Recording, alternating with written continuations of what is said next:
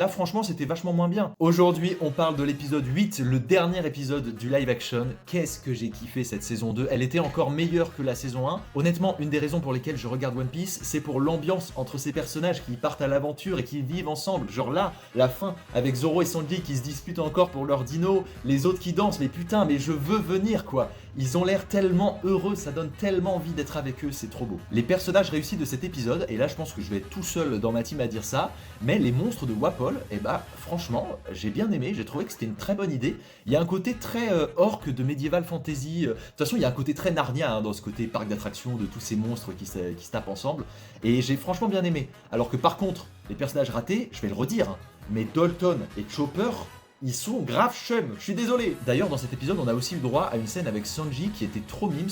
Ça me fait penser que Sanji, dans cette adaptation, je le trouve vraiment génial. Genre l'acteur, le personnage, c'est vraiment, je pense, un de mes personnages préf avec Usopp.